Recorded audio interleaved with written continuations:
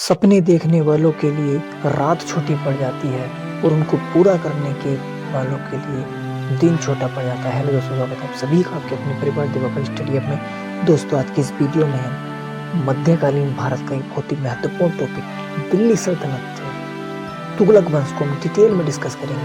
पहले हम थ्योरी को डिस्कस करेंगे और लास्ट में हम प्रीवियस ईयर क्वेश्चन को डिस्कस करेंगे। तो अगर आपने वीडियो पूरा ध्यान से देख लिया तो आपके आने वाले एग्जाम में एक भी क्वेश्चन यहाँ से मिस नहीं होगा।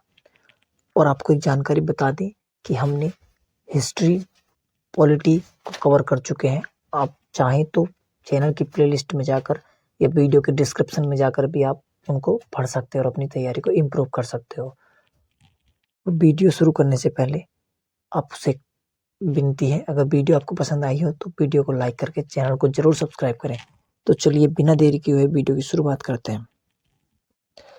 तुगलक वंश के बारे में बात की जाए तो यह दिल्ली सल्तनत पर तीसरा राजवंश हुआ। यह 1320 ईस्वी से लेकर 1398 ईस्वी तक चला। तो आइए इसको हम डिटेल में समझते हैं।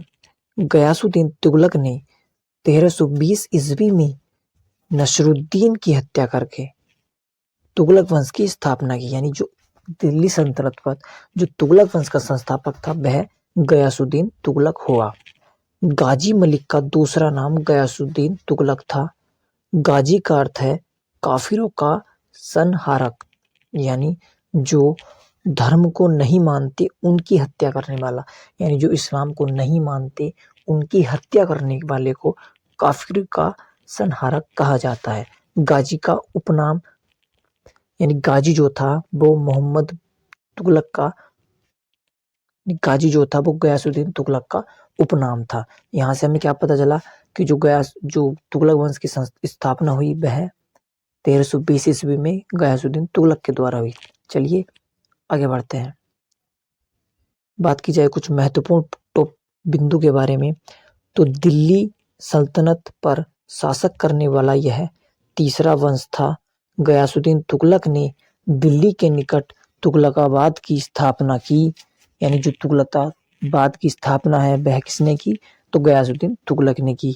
और यह गयासुद्दीन तुगलक दिन में 2 बार अपने दरबार में आया करता था। यानी एक बार सुबह आया करता था और एक बार शाम आया करता था। चलिए आगे बढ़ते हैं। और गयासुद्दीन तुगलक एक ऐसा पहला सुल्तान था जिसने सिंचाई के लिए नहरों का निर्माण कराया। यानी गयासुद्दीन तुगलक ने नहरों का निर्माण कराया। ये क्वेश्चन जो है ये अक्सर एग्जाम में रिपीट होता है, तो इसको बहुत ध्यान से देखना है। और गयासुद्दीन तुगलक ने जो डाक व्यवस्था थी उसको सुदृढ़ बनाया। और गयासुद्दीन तुगलक ने साथ ही जो ऐसानिक पद अधिकारी जो थे उनको जगीर देने की जो थी, जागीर जो बोलते हैं हम, उनको देने की प्रथा का जो पुनः शुरू किया वह भी गयासुद्दीन तुगलक ने ही किया। और अमीर खुसरो के अनुसार गयासुद्दीन तुगलक जो था वह बहुत ही विद्वान शासक था। चलिए आगे बढ़ते हैं। और बात की जाए नेक्स्ट पॉइंट की, तो अफगानपुर नामक गांव में विश्राम कर रहा था। कौन कर रहा था? गयासुद्दीन तुगलक। तो लकड़ी की छत गिर जाने से गयासुद्दीन की मृत्यु हो गई। यानी ये अक्सर एग्जाम में क्वेश्चन पूछा जाता है कि जो गयासुद्दीन तुगलक की मृत्यु हुई वो कब कैसे हुई। तो यह जो लकड़ी का जो बना हुआ छत थी वो गिर गई किसके ऊपर? गयासुद्दीन तुगलक के ऊपर। और उसमें दबकर ये मर गए। यानी जो सीढ़ियों का महल बना हुआ था उसके नीचे दबकर गयासुद्दीन की मृत्यु हो गई। और इसको तुगलकाबाद में ही दफना दिया गया। यह इसका टॉम है। यानी टॉम किसको बोलते हैं? कब्र को बोलते हैं। किसका टॉम है? यह है गयासुद्दीन तुगलक का। चलिए आगे बढ़ते हैं।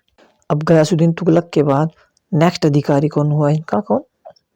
गयासुद्दीन तुगलक के बाद अगला शासक हुआ मोहम्मद बिन तुगलक। मोहम्मद बिन तुगलक का मूल नाम जो था वह जूना खां था। इसने उलूग खां की उपाधि धारण की।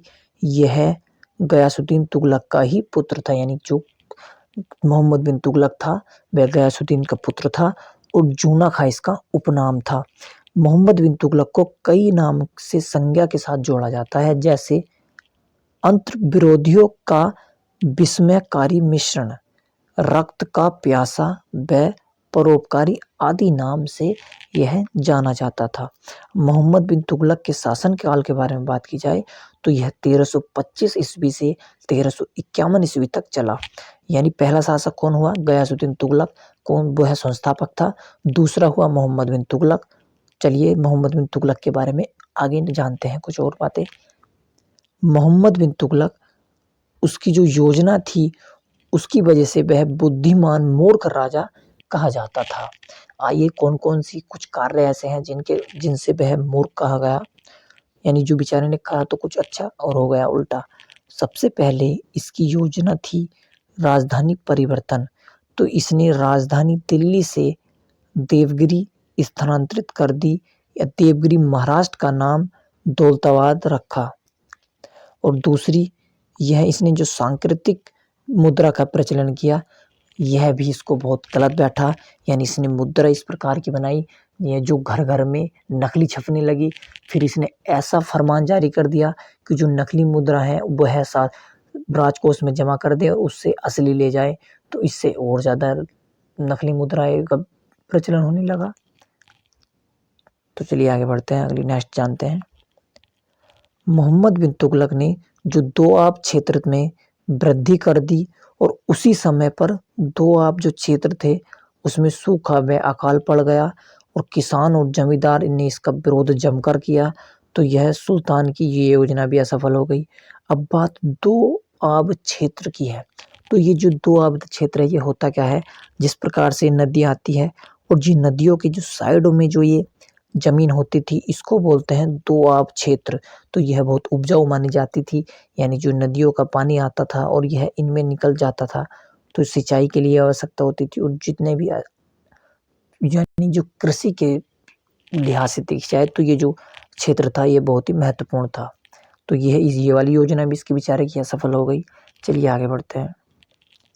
अब बात की जाए मोहम्मद बिन तुगलक के जो अन्य कार्य थे उनके बारे में।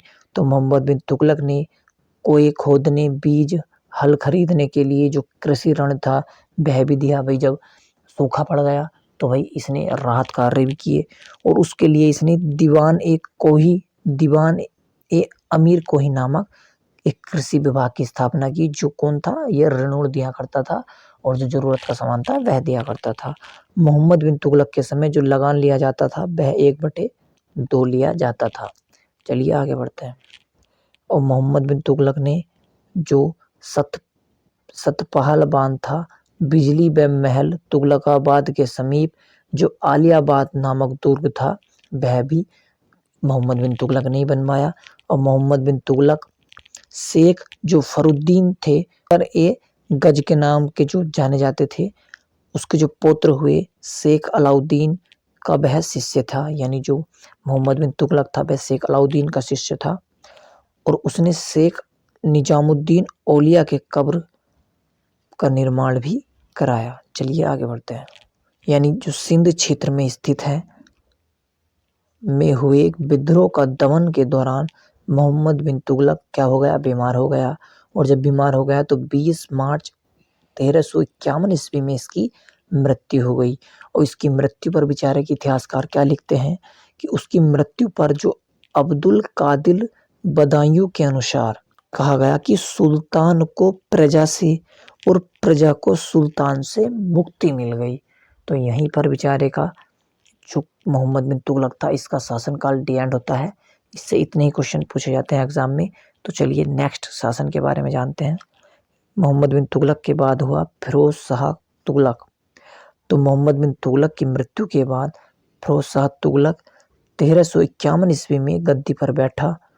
और जो एल्फिस्टन के अनुसार जो फिरोज शाह था वह सल्तनत युग का अकबर कहा गया। तो यह दासों का शौकीन था। इसके काल में दासों की संख्या करीब 1,80,000 थी। इसलिए इसने अपने दासों के लिए दीवान ए बंदगान नामक एक नए विभाग की स्थापना की। चलिए आगे बढ़ते हैं। फिरोज शाह की न्याय व्यवस्था जो थी वो जो इस्लामिक नियम हुआ करते थे उस पर आधारित थी। और यह केवल जो सुन्नी मुसलमानों को ही उच्च पद पर नियुक्त करता था। सल्तनत कालीन जो शासक में फिरोज पहला शासक था जिसने 1376 ईस्वी में ब्राह्मणों पर जजिया कर लगाया। यानी जजिया कर क्या था, तो ये गैर मुसलमानों पर लगाए जाने वाले कर था। चलिए आगे बढ़ते हैं।